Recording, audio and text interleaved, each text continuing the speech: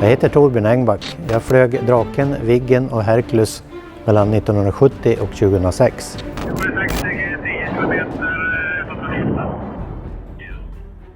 Ljungbyhed var ingen dans på rosor. Det var en väldigt hård utbildning. Vi hade ju även valts ut utav väldigt många. I min kull var vi 53 som började och 25 som tog examen. Och under det här året så försvann det en då och då hela tiden. Vi hade dock en riktig gallring efter när vi hade flugit SK50-skedet färdigt. Då var det nog ett 10-tal som fick åka hem med enkel biljett. Och vi som blev kvar, vi påbörjade direkt teknisk kurs och utbildning på det tvåsitsiga jetflygplanet SK60, Saab 105 heter ju den också. Men det var samma där sen, det försvann en då och då hela tiden. Och när vi hade gjort då drygt ett år så var det ju dags för examen.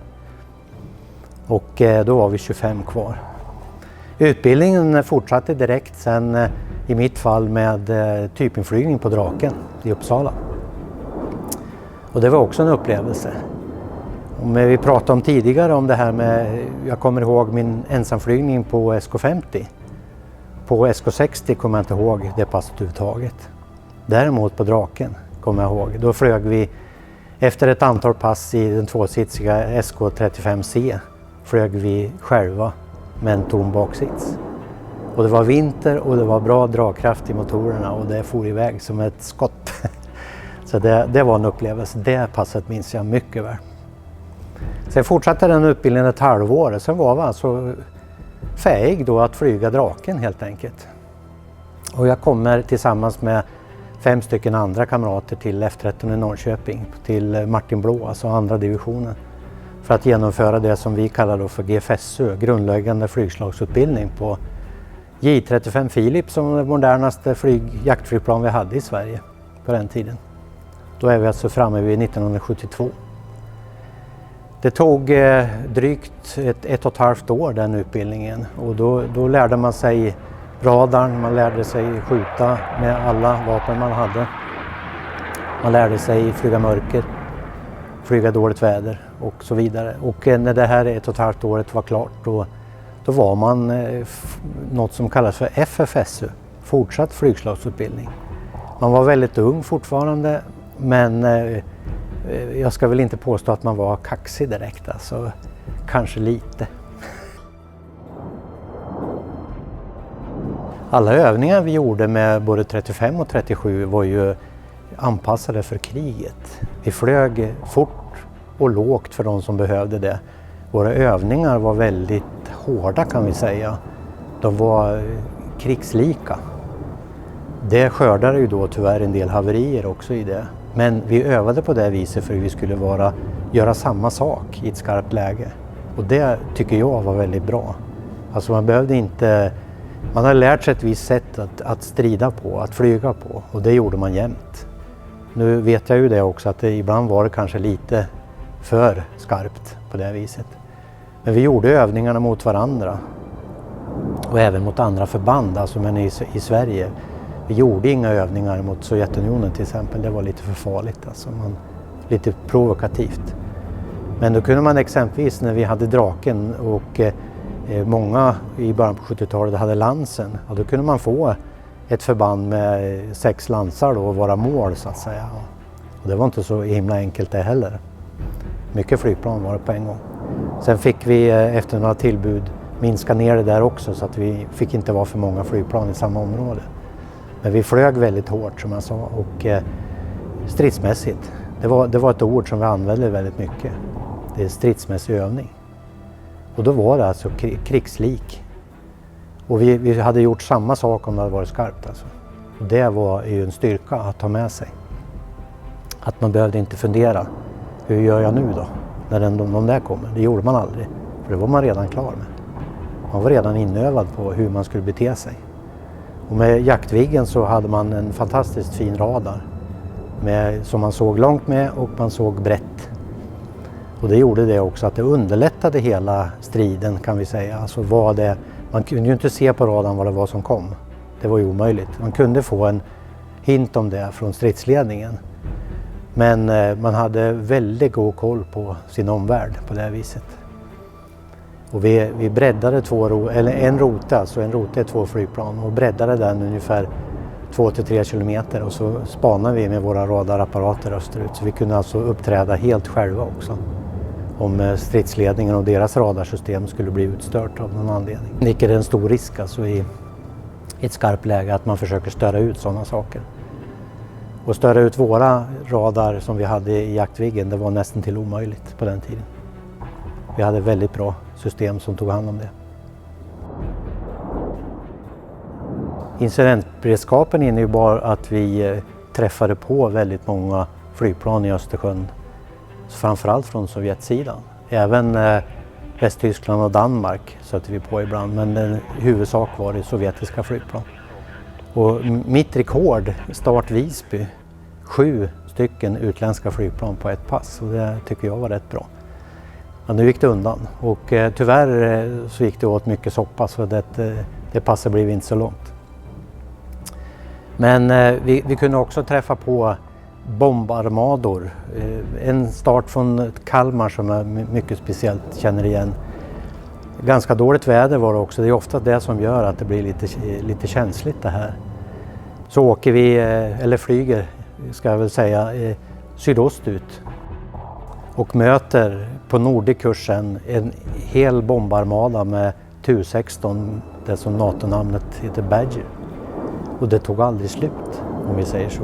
Det var 3 grupp och 3 grupp och 3 grupp och 3 grupp. Och de fällde remser för att störa oss också. Och även störa våran stridsledningsradar.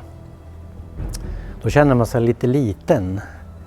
Och jag tänkte också det här, om de svänger höger 90 där de är nu, då är de på Gotland om 7 minuter. Och det kändes inget bra med våran rote. Vi hade 2 flygplan mot alla dessa. Nu hände ju inte det. Det hände aldrig under den kalla krigets dagar att Sovjetunionen gjorde sådana saker. Liksom provocerade oss på det här viset. Däremot hände det att man kunde svänga något varv med varandra, eller att man kanske flög lite nära och vinkade åt varandra och så vidare. En del vinkade och en del ville inte visa sitt ansikte överhuvudtaget. Ofta stack de med hög fart österut. Och då har jag också ett exempel på start Visby. Där jag träffade på en sovjetisk Su-15 som motsvarade deras beredskapsrote. Han hade varit in och vänt precis vid gränsen vid Hoburgen. Och jag trodde att det var en 35 Caesar som var sån här beredskapskontroll. För det hände ibland att det var våra egna som gjorde det här. Men det var en Su-15. Och det var ett 2-motorigt flygplan. Och han vred inte på huvudet och drog på så mycket han hade, och 2 efterbränkammare så försvann han i fjärran. I ett rökmoln. Vi startade på allting, kan vi säga. Och var man på Visby så var man liksom på ett hangarfartyg ute i Östersjön, kan man kalla det för. Då hade vi väldigt nära till det här. Och ännu bättre blev det sen med JA-37, man hade mycket mer bränsle med sig. Och hade man lättare att genomföra sådana här uppdrag. 70-talet började minska något, men det var ändå flera stycken. Jag har blivit av med flera av mina både kullare och kamrater.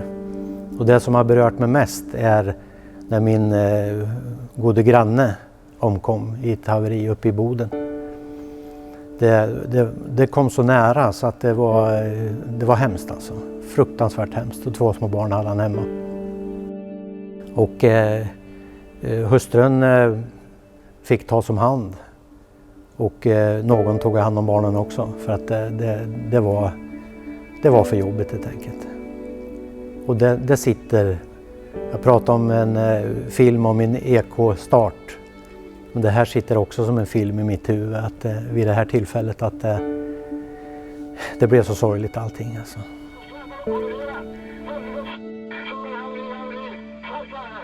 Vi hade haverier på annat vis också. 2 stycken haverier hade vi på vår division där förarna hoppade och klarade sig. Och då blir det ett annat läge. Alltså ett haveri är ett haveri, och man skadar sig ofta på något vis. I den första delen så fick personen motorstopp och hoppade och klarade sig väl ganska bra. Han rasade ner i skog. Så han var väl inte speciellt drabbad på det viset, men han trodde själv att han hade stängt av motorn. Det var en typ av kontrollflygning han gjorde. Och det sa ju vi det, att nej, det har du ju inte gjort. Då hade du fått igång motorn. Det visade sig att den motorn hade aldrig gått att få igång. Det var satt skräp i systemet så det gick inte. Vid det andra tillfället så fick motorn ett haveri där vi kallar för en ledskenekrans lossnade och slet av alla hydraulledningar och elledningar. Och den killen han hoppade men egentligen på alldeles för låg höjd. Men räddades av att han rasade igenom en tallkrona. Och fallskärmen fastnade alltså i tallkronan så att han överlevde på det viset. Men han hade mycket skador och fick även psykiska skador utav det, så att vi fick hjälpa honom rätt så mycket efteråt. På den tiden var det inte uppfunnet det här med krisstöd.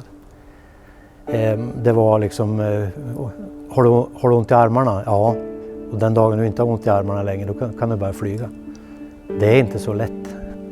Han gjorde det, men han fick betala för det sen. Han fick hjälp senare som väl var. Och det var ju bara det vi hade på våran flottilj, våran division. Sen var det ju mycket totalt alltså på den tiden. Dock att det började minska på 70-talet. Det blev mindre och mindre alltså. Men det är en mörk baksida av vårt jobb.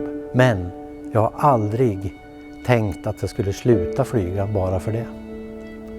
Det är någon grej att för det första har jag haft väldigt mycket tur. Jag har också råkat ut för saker och ting. Men jag har inte hoppat och jag har inte skadat mig på det här viset. Men jag har haft en himla tur alltså. Och en del har det och en del är på andra sidan och då går det inget bra alltså. Och under de här incidentkontakterna som jag har pratat tidigare om så uppkom ett nytt mål. Och det var den amerikanska SR-71 Blackbird. Ett typ av spaningsflygplan som startade i England, gjorde samma tur i Östersjön varje gång den kom in där. Den kom på civil färdplan så man hade alltid koll på när den kom. Och där hade vi utarbetat ett speciellt anfallssätt att ta den här. Stridsledningen frågade om jag hade bränsle för en höghöjdskontakt. Och svarade man då ja, så blev man ledd till Ölands södra udde. Steg till 8000 meter eller däromkring. När man svängde runt norrut igen då var alltså SR-71 runda Gotland i princip.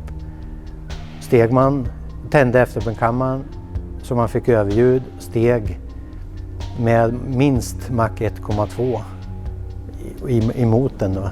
Och den gick lite varierande höjder men omkring 22 000 meter med Mach 2,2 kanske, eller ibland fortare. Var det en riktigt fin dag så såg man dem upp mot det blå och vi gjorde alltså lyckade Robot 71-anfall på dem jämt med då naturligtvis fingerade robotar. Vi sköt aldrig något skarpt på dem.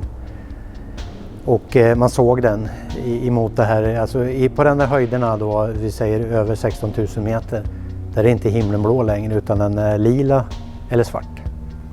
Men man såg alltid flygplanet, det hade alltid en strimma efter sig utav deras speciella motorer som man kallar för RAM-motorer, som är i princip som en eftermedkammare. Så det krävs på den höjden. Och även våran motor krävde överljudsfart för att överhuvudtaget funka på de här höjderna också. Sådana här insatser har jag gjort många.